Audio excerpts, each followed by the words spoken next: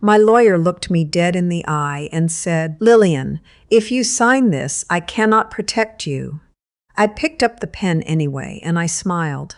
That was 14 months ago. I'm 69 years old. I live in a 2-bedroom condo in Oakville with my cat and a view of the lake, and I have never in my life felt more free.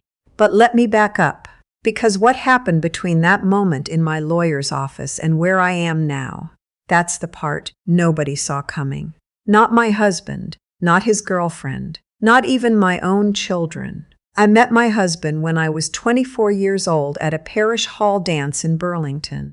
He was tall, he had a good laugh, and he asked me twice before I said yes. We were married 8 months later in a small ceremony at St. Patrick's, and for the next 41 years I built a life around that man.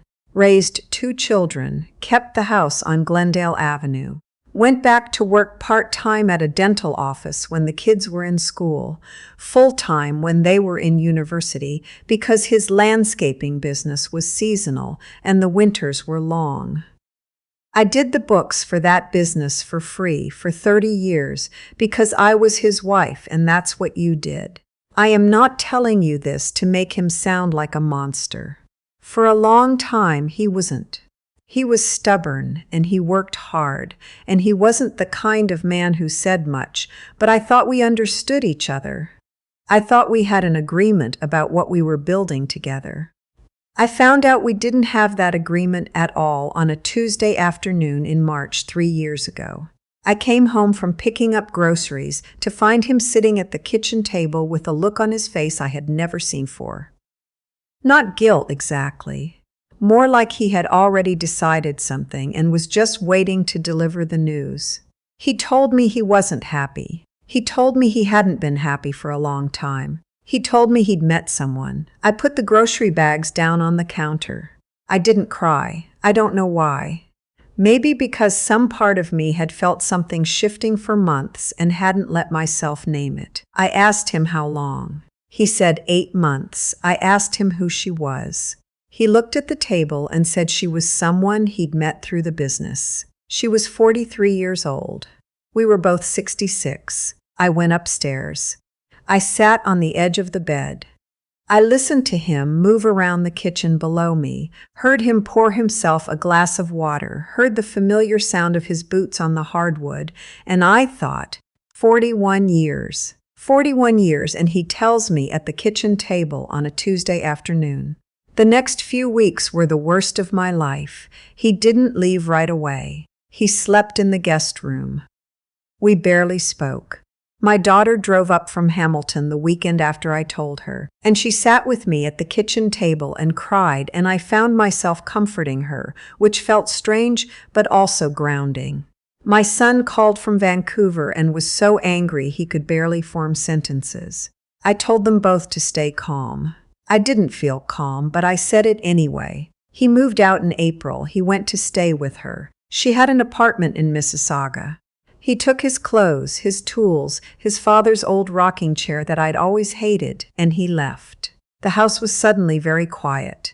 My daughter wanted me to call a lawyer immediately. I said I would, and I did call one, a woman named Miss Reeves, who had been recommended to me by a friend from church. Miss Reeves was direct and practical and did not sugarcoat things. She told me that after 41 years of marriage in Ontario, I was entitled to an equalization of net family property. She told me the matrimonial home was protected. She told me that under the Family Law Act, I had the right to stay in the house, that I should not move out under any circumstances, that leaving the matrimonial home voluntarily could complicate my position significantly. I wrote that down. I underlined it. I did not leave the house. What I did do, quietly over the following weeks, was something I hadn't planned. I started going through the business files. I want to explain why. It wasn't suspicion, not at first. It was more that I knew those files better than anyone. I had been doing the bookkeeping since the early 90s. I knew what the invoices looked like, what the seasonal revenue patterns were, what the payroll had been year over year. When my husband and I had met with the mediator he'd proposed, His idea, not mine, and he'd presented a financial disclosure showing the business valued at a little under $200,000. Something sat wrong with me. I couldn't say exactly what, but I knew those numbers, and those numbers didn't feel right. So I started looking, not dramatically. I sat at the dining room table in the evenings with a cup of tea, and I went through what I had. Copies of tax returns I'd kept going back 15 years, bank statements I had access to on the joint account, invoices I'd filed myself, and slowly, piece by piece, something started to become clear. There were contracts I didn't recognize. Payments going out to a numbered company I had never seen before. Revenue that I knew from the invoices should have been higher than what was being reported. I am not an accountant, but I had 30 years of working with these numbers, and I knew something was wrong. I brought what I had to Ms. Reeves. She looked through it carefully, and then she looked at me over the top of her reading glasses and said, "Lillian, if this is what it looks like, we need a forensic accountant," I said. "Then let's get one." His name was Mr. Beaumont. He was a small, quiet man from a firm in downtown Toronto, and he spent 6 weeks going through everything. 6 weeks during which my husband continued to push for a quick settlement. He wanted it done fast. He kept saying he just wanted to move forward, that he wasn't trying to be difficult, that he was willing to be fair. His lawyers sent over a proposed settlement agreement that divided some assets and left me the house, which on the surface sounded reasonable. But Mr. Beaumont wasn't finished yet. What he found when he finished was that over a period of approximately 7 years, a significant portion of the business income had been funneled through that numbered company, which was registered to a family member of hers, a sister, as it turned out, and written off as subcontracting expenses. The actual value of the business, when properly accounted for, was closer to $600,000. There were also 2 properties I had not known about. One was a small commercial lot in Ancaster. The other was a cottage property up near Haliburton, purchased 4 years ago, well before he had told me anything was wrong in our marriage. A cottage. He had bought a cottage and never told me. I sat in Ms. Reeves' office when she told me this, and I felt something very cold move through me. Not grief, exactly. Not even anger in that moment. It was something closer to clarity, like finally seeing the shape of something that had been there all along, just out of focus. Miss Reeves told me our options. We could proceed with equalization calculations that included the true value of all the assets. We could bring the concealment to the attention of the court. There were penalties in Ontario for failure to disclose financial information in family proceedings. It wasn't just a civil matter. There were serious legal consequences. And then she said something I hadn't expected. She said there might also be implications beyond family court. I asked her what she meant. She said that what Mr. Beaumont had found, the structure of that numbered company, the way the income had been reported to the CRA, that was potentially a matter for the Canada Revenue Agency, not just for family court. I asked her what I should do. She said, "I think we let the process work, but I want you to understand everything that's in motion before we take the next step." That's when my husband called me directly. He hadn't called me in months. Everything had been going through the lawyers. But one afternoon in October, my phone rang and it was him, and his voice sounded different, tight. He said he just wanted to talk, just the 2 of us, and could we please try to settle this without it getting any worse.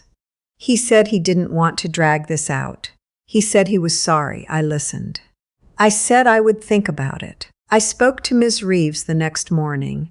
She told me what she thought our position was. She said if I was willing to negotiate, there was a pathway to a settlement that reflected the actual value of the assets, including the properties and the business. She drafted a proposal. He rejected it. His lawyer called it inflated and unreasonable. They countered with something close to what he'd originally proposed. The house, some of the savings, nothing acknowledging the numbered company or the properties. That's when things shifted again. Miss Reeves told me to be patient. She said we had documentation and he didn't have a good answer for it, and that courts in Ontario take a very dim view of deliberate non-disclosure in family proceedings. She said we should file a motion. We filed. The judge ordered full financial disclosure. My husband's lawyer requested delays. We waited. I went back to work at the dental office 3 days a week because the routine helped me. My daughter called every Sunday. My son flew in from Vancouver at Christmas, and we had a quiet holiday, just the three of us and his wife, and it was actually lovely in a way I hadn't expected.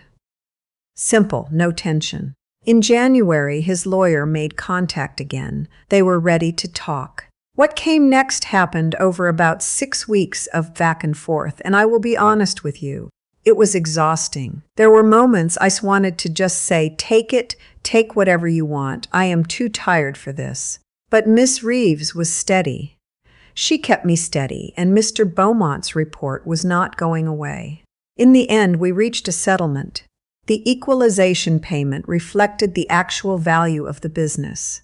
I kept the house on Glendale Avenue. There was a division of the Ancaster property proceeds. The Halliburton cottage, he'd bought it with money from the business, and the business was now properly valued, was factored in. The final number was significantly different from what he'd first proposed. Significantly, I signed the settlement agreement on a Wednesday afternoon in February. Miss Reeves watched me sign it, and she looked relieved. What I hadn't told her, what I hadn't told anyone, not even my daughter, was that 3 weeks before we signed, I had also quietly submitted a tip to the CRA. Not through Ms. Reeves, that wasn't her file. I'd spoken to a separate accountant, someone Mr. Beaumont had referred me to about the income that had been routed through the numbered company and reported as business expenses. The CRA has a process for that. It's not dramatic. It's paperwork. But it starts something. I don't know exactly what came of it. I don't need to know. That's not why I did it. About 2 months after the settlement was finalized, my daughter mentioned that she'd heard through someone. We're a small enough community that things travel, that the business had received a notice of audit. She didn't know details. She asked me if I knew anything about it. I said I thought he should have been more careful with his records. She looked at me for a moment. Then she started laughing. Not because it was funny, exactly. More because she finally understood what I had understood for a while. I sold the house on Glendale Avenue in the spring. It was too big for one person, and the memories in every room were complicated. I bought the condo in Oakville with part of the proceeds, smaller, newer, on the 14th floor with big windows and a balcony I sit on in the mornings with my coffee. My cat has claimed the sunny spot by the east window as his own personal territory. My daughter came to help me unpack. We ordered Thai food and sat on boxes and talked until midnight, and at some point I realized I had not felt that light in years. Not since before things started quietly going wrong in a marriage I thought I understood. My son came for a visit in the summer, and we went kayaking on the lake, which I had never done in my life, and which I am now mildly obsessed with. I bought my own kayak in August. It is a very sensible green color, and I have named it privately, something I will keep to myself. I am not going to tell you that what happened to me was easy. It was one of the hardest things I have ever been through, and there were nights in that house on Glendale Avenue when I lay awake and felt a grief I didn't have words for. Not just for the marriage, but for the version of my life I thought I was living. The trust I thought I had. But I want to say something to anyone who might be where I was 2 years ago, sitting at a kitchen table, wondering what comes next. Know your finances. I cannot say this enough. I knew our finances because I had done the books, and that knowledge is the only reason I was able to see what I saw. If you have been out of the loop, if your partner handles everything and you just trust that it's fine, please gently start asking questions. Not because you expect betrayal, but because it is your life too and you deserve to understand it. Don't leave the matrimonial home. Get legal advice before you make any move. The law in Ontario exists to protect you, but you have to be in the right position for it to work, and find the right lawyer. Ms. Reeves was worth every penny, and I am not someone who says things like that lightly. I turned 69 last month. My daughter threw me a small party at her place in Hamilton. Close friends, good food, her husband's homemade lemon cake, which is genuinely one of the great pleasures of my life. I stood in her backyard with a glass of wine and the evening light coming through the trees, and I thought about where I had been 2 years before and where I was standing now. Someone at that party, an old friend of mine from the dental office, someone who's known me for 20 years, pulled me aside and said, "Lillian, you seem different. You seem like yourself again." I thought about that on the drive home. I think she was right. I think somewhere in the last 41 years I had slowly, very quietly, become smaller than I was. Not because anyone forced me to. Just because that's what happens sometimes in a long marriage when you stop paying attention to yourself. I have a lot of years left. I intend to use them.